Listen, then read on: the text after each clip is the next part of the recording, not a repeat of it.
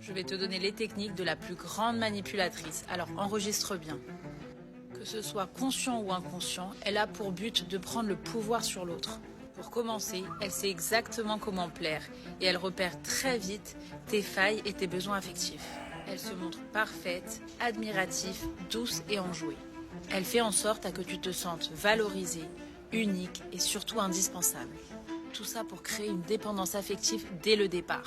Elle va évidemment aussi utiliser le gaslighting pour que tu remettes en question ta réalité, que tu doutes de ta mémoire, de tes émotions et de ta logique.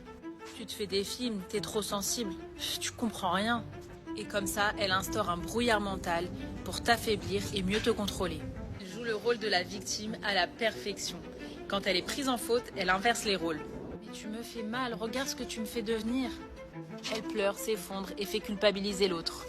Elle se dédouane de toute responsabilité et retourne la situation à son avantage. Ensuite, elle insinue que l'autre ne fait jamais assez, qu'elle se sent seule et négligée. Tu ne m'aimes pas vraiment? Regarde tout ce que j'ai fait pour toi et c'est comme ça que tu me remercies? Comme ça, elle force l'autre à se suradapter, à tout donner, à réparer. C'est pas fini. La punition passive. Elle prend ses distances, elle devient froide, sans raison. Comme ça, tu vas te sentir rejeté, angoissé et tu vas chercher à comprendre. Comme ça, elle garde le pouvoir, elle te force à lui courir après pour avoir son approbation. Ensuite, il y a l'espionnage, le contrôle, la comparaison. Bref, il y a encore plein de choses. Dis-moi si tu veux une partie 2. Les 3 signes qu'une femme te manipule. Si elle met beaucoup de temps à répondre à son téléphone, que ce soit le week-end, les jours, le soir, etc., elle met toujours 100 ans. Ça, c'est simplement pour te manipuler, pour te faire croire qu'elle a plein de choses à faire et surtout pour jouer un petit peu sur le chaud et le froid et pour faire la fille un petit peu inaccessible. En tout cas, ce n'est pas son vrai caractère. Elle essaye tout simplement de te manipuler. J'en suis sûre que vous allez me le dire en commentaire que ça vous est souvent arrivé. Deuxièmement, elle n'est jamais disponible que lorsque vous lui proposez des choses super sympas.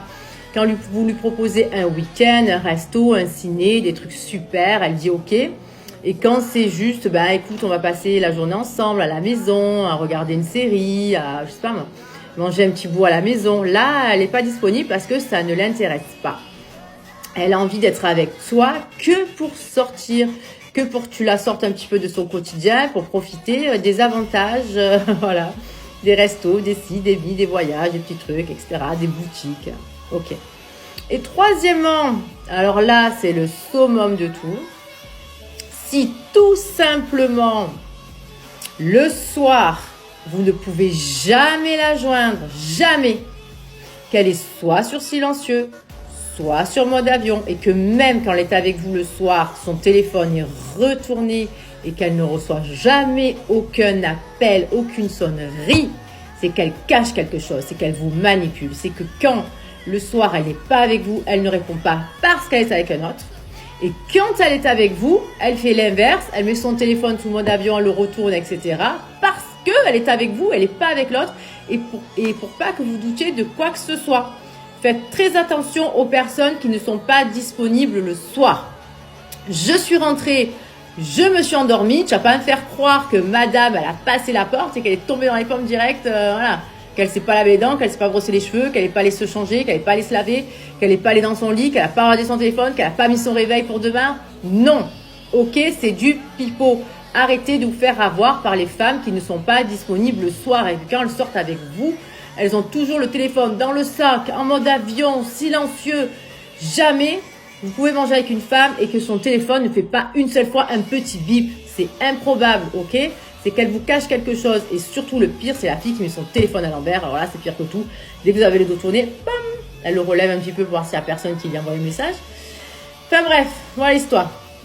Donc, si vous voulez plus de conseils amoureux, n'hésitez pas à vous abonner à ma chaîne TikTok. Et si vous voulez des conseils personnalisés, vous allez dans ma bio et vous prenez un rendez-vous téléphonique. Mais croyez-moi, un de ces 3, vous dégagez.